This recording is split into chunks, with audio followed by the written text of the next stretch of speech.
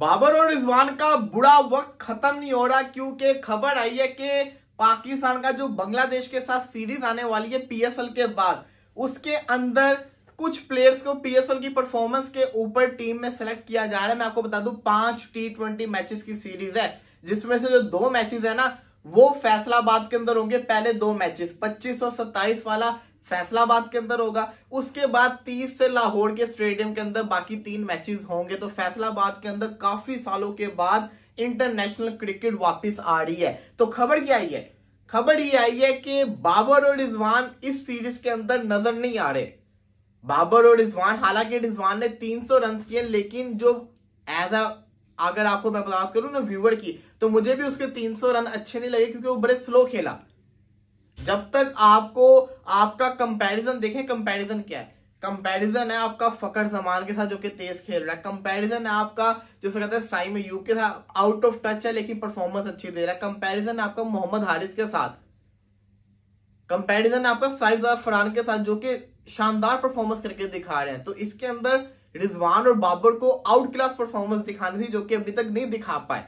तो रिजवान तो रन करके भी बाहर है, बाबर आजम ने रन नहीं किए, इस वजह से बाबर आजम बाहर है, इस सीरीज के अंदर नजर नहीं आ रहे। दूसरा ये कौन कौन आएगा, तो जो प्लेयर्स आने वाले हैं उसके अंदर हसन अली का कमबैक होता नजर आ रहा है। हसन अली ने शानदार बॉलिंग की, हसन अली की वापसी होती नजर आ रही है। हुसैन तलत मिडिल ऑर्डर के अंदर वापसी लेते हुए नजर आ रहे हैं। इसी के साथ साथ साहिबजादा फरहान, इनकी वापसी हो रही है। फहीम अशरफ की भी पाकिस्तान T20 टीम के अंदर वापसी होती नजर आ रही है। तो ये वो 4 खिलाड़ी हैं जिनकी वापसी होती नजर आ रही है। इसी के साथ साथ बाबर और रिजवान T20 का पार्ट नहीं होंगे। अब सवाल ये आता है, क्या बाबर और रिजवान की T20 क्रिकेट खत्म हो गई है? देखो, आपको पता है आपके अगेंस्ट सारे एक्स क्रिकेटर्स हैं, आपको पता है आपके अगेंस्ट सारे के सारे जिसे कहते हैं ना जर्नलिस्ट हैं, आपको पता है कि आपके फैंस जिसे कहते हैं ना नाखुश हैं, आपकी परफॉर्मेंस नहीं आ रही।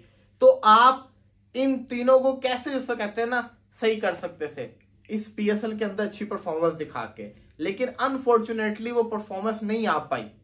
अगर बाबर ने सेंचुरी मारी होती या बाबर ने 2-3 मैचेस के अंदर 70-80 रन किए हो, तो यहाँ पे इस प्लेटफॉर्म को मैं यूटिलाइज कर रहा हूं, तो मैं कह रहा था बाबर आजम का टीम में होना जरूरी है, क्योंकि बाबर की अभी तक परफॉर्मेंस नहीं आई। तो अगर मैं ये कहूंगा कि बाबर आजम का पाकिस्तानी T20 टीम में होना जरूरी है, तो ये जिससे कहते हैं ना ज्यादती होगी, तो ये काम नहीं हो सकता। सिमिलरली रिजवान ने सेंचुरी भी मारी, 70-75 भी मारा, लेकिन वो बहुत स्लो खेला, तो वो तो हमें चाहिए नहीं क्रिकेट।